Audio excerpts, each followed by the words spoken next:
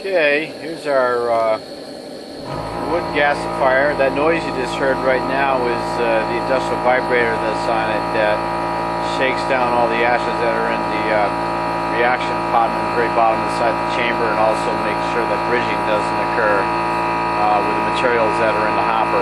But you can see here we have a nice, wonderful blue flame. This is at nighttime again.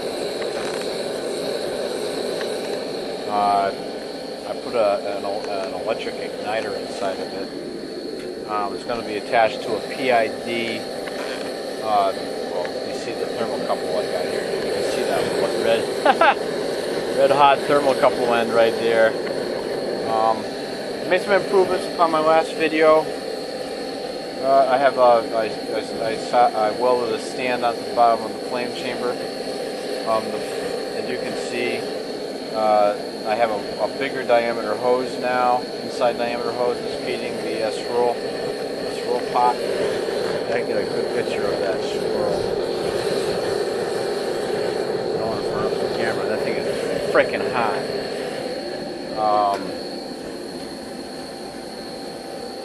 As you can see, the top has been changed. Again, it's like nighttime, so I don't know if you can see this too well. This tube that you see right here, that tube goes to the backyard. That's when I first started. This other tube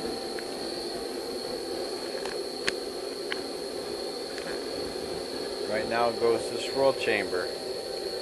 There's a generator that I'm going to hook up in the future, and that's going to be fed off this tube right here, which right now doesn't have anything on the end of it. It's going right now, the temperature inside this sucker, 1520, around this, it goes from 1300 to 1500 degrees Fahrenheit. What I did, we had a hurricane in Connecticut. It was Hurricane Irene. We had a lot of tree limbs and crap that fell down. You can see it out there.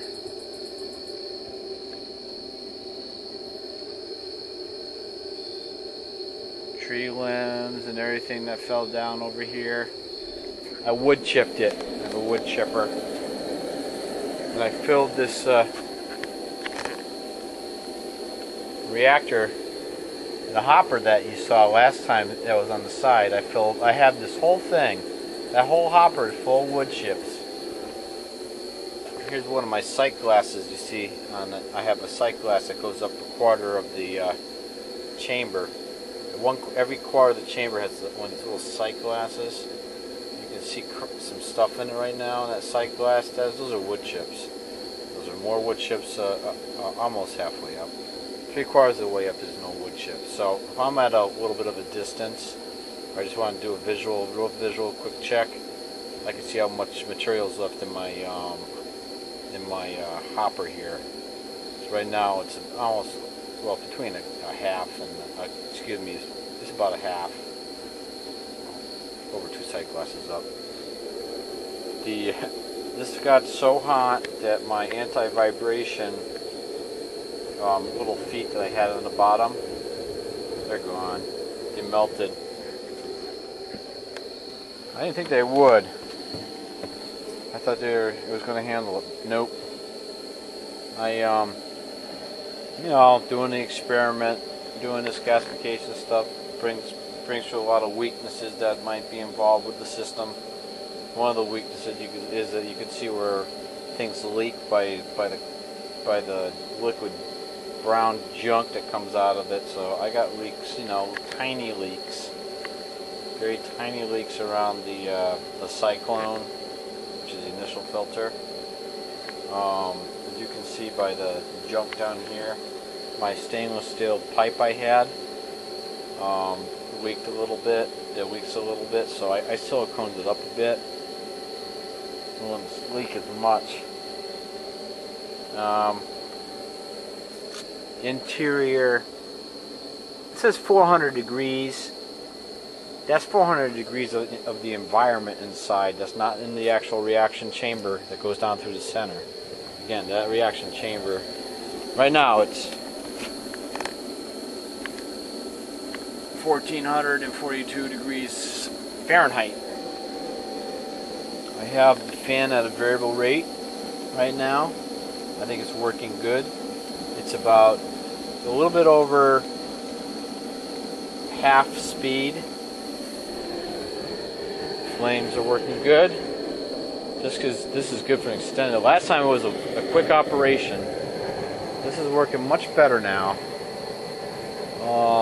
Cubic feet per minute going through.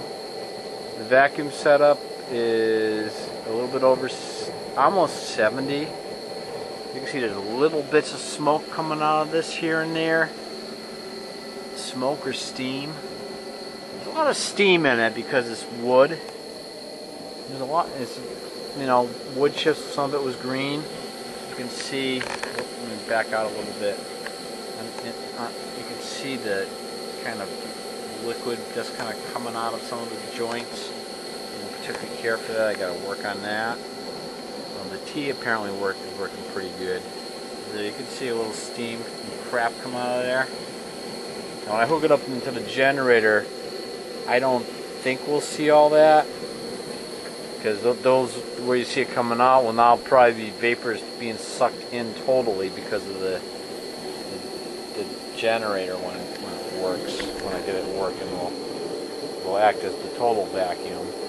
So it won't be pressurizing right on top. It'll be just total suction. So this column right here, I can only just imagine what the wood chips. See, there's wood chips in there that act as a filtering mechanism. The final filter. They don't burn. This is just like a cooling tower. I'll back up a little bit. It's like a cooling tower. You can see there's full of wood chips, and there's stainless steel wool in the very bottom, and there's stainless steel wool in the very top, and in between that is all these wood chips.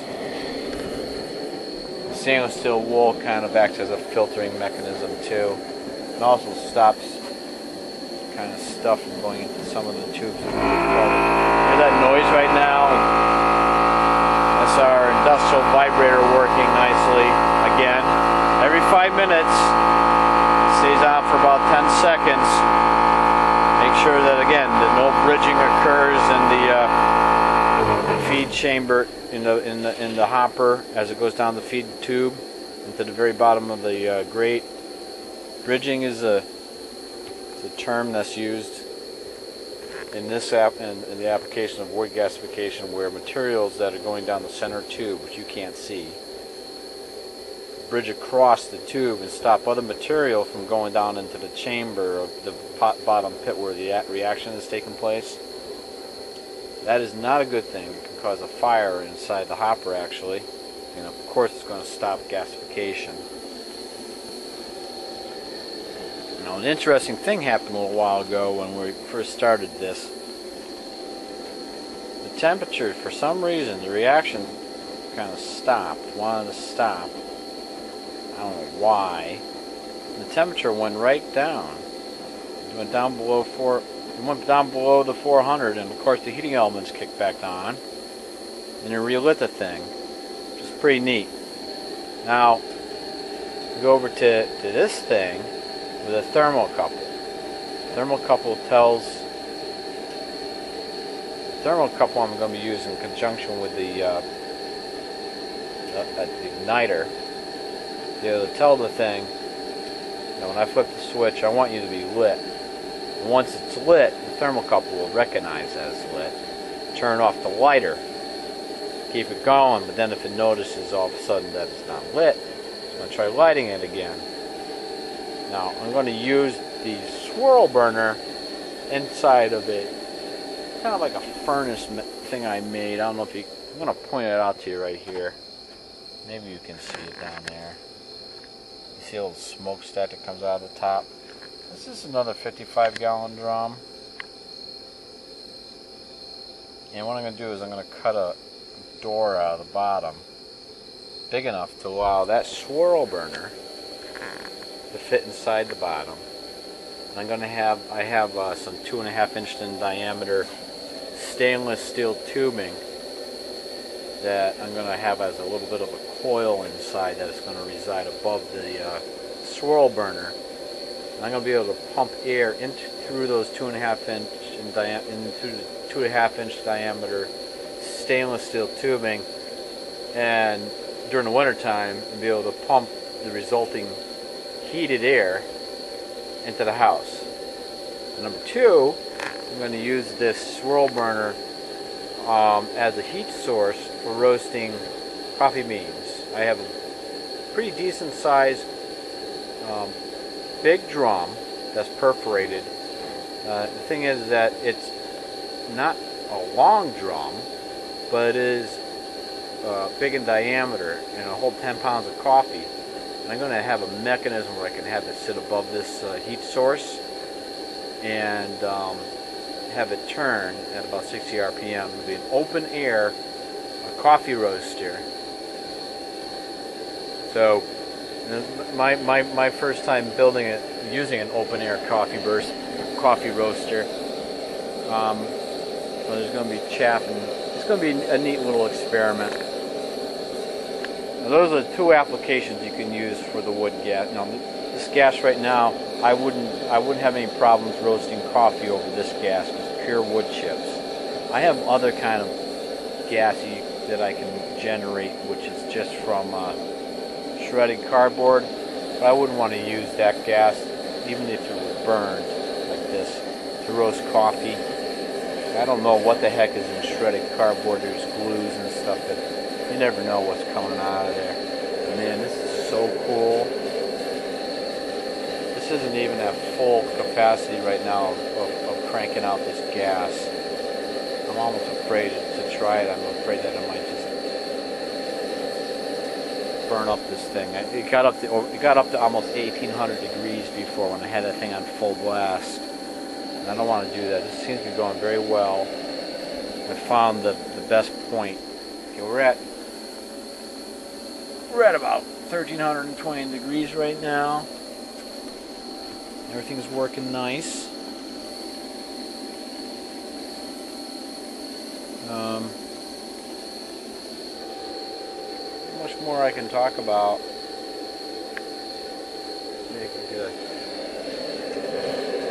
Maybe I can have a little fun and try cranking it up just a little more, just to show you.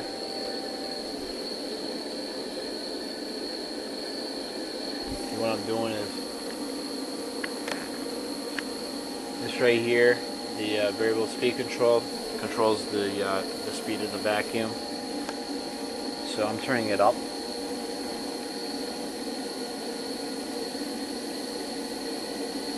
I don't want to get to the point where it's going to turn it off.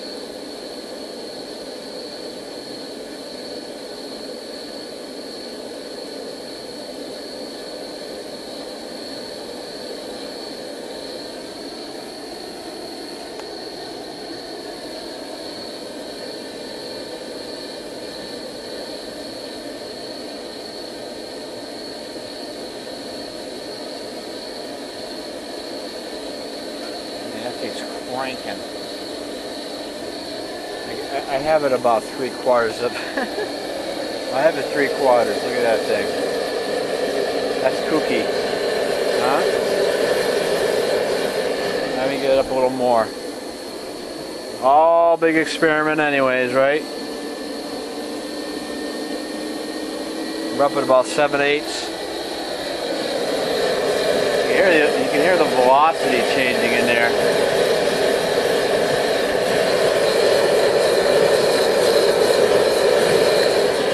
What happened? Pretty soon we're probably going to get the probe is probably going to melt. Alright, we're going to turn it full speed. Alright, we're at full speed right now. Something's going on there. Whoa, something came through. That is bizarre. I don't know what that was. The wood must be burning up inside the cooling thing. Either that or metal's melting in there. Well, that's not good. Let me turn that down. We'll turn that back down. That was funny. I wonder what burned up. No, something came through.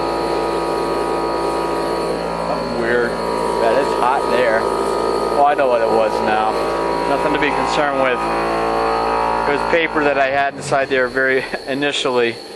The increased velocity of the, I thought it was pulling wood chunks, like wood dirt and crap out of the column. No. That was just paper I had in there to begin with when we were screwing around trying to get it lit until finally we got it figured out.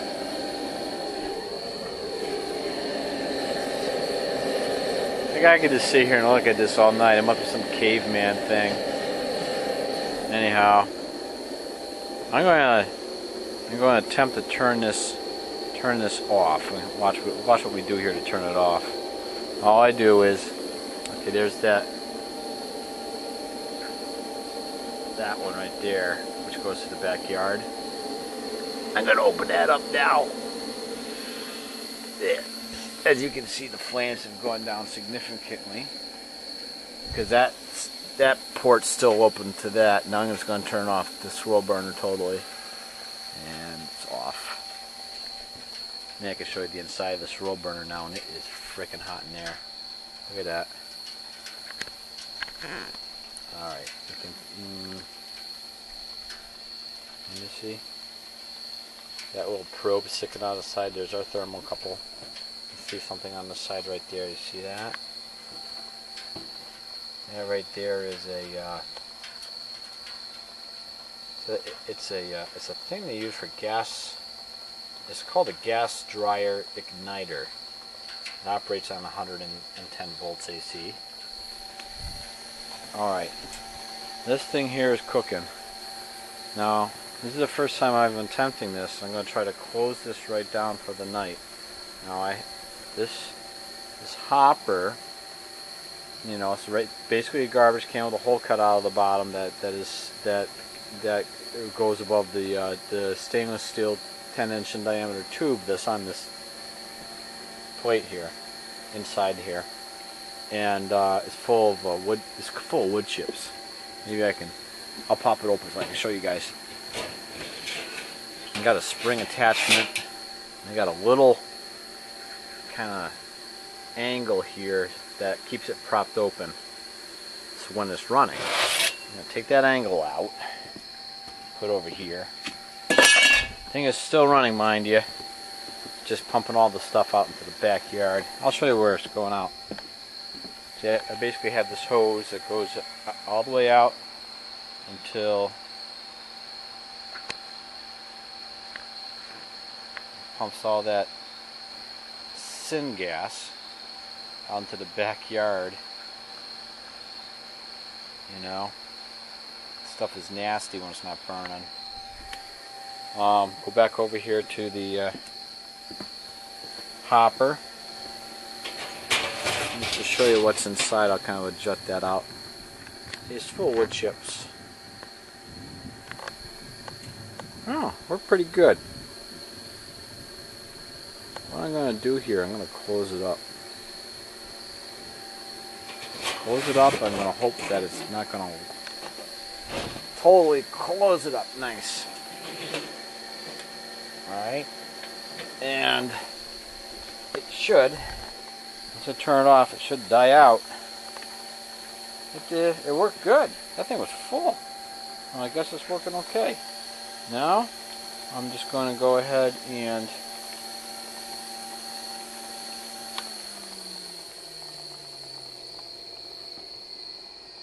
turn off everything and hope that it drops in temp. It's dropping. That's good. The chamber probably get full of smoke and it should put itself out just by asphyxiation. I gotta turn off that valve that goes to the backyard so it doesn't draw any air into there. Alright, so it shouldn't be getting any air. Car? Want to come here? So I asked my wife to come out I turned it off.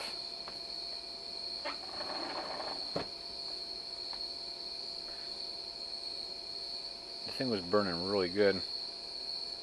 I get different from. The video camera? Nope. Just this one.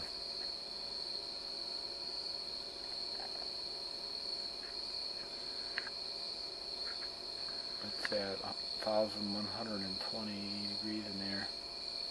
I mean, it's cooling down. It's dropping pretty rapidly. I see smoke all over the place here. Where's all the smoke coming from? Do you see it? Well, you know what I'm going to do? I'm just going to call it a night here. And I'm sure that you people don't want to see it all just die out. It might take a little bit. So, we are all done for today. And there's the swirl burner. So you see some paper in the very bottom. That's what was flying up before. So I think I'm deeming this a really good success. Definitely. Okay, bye.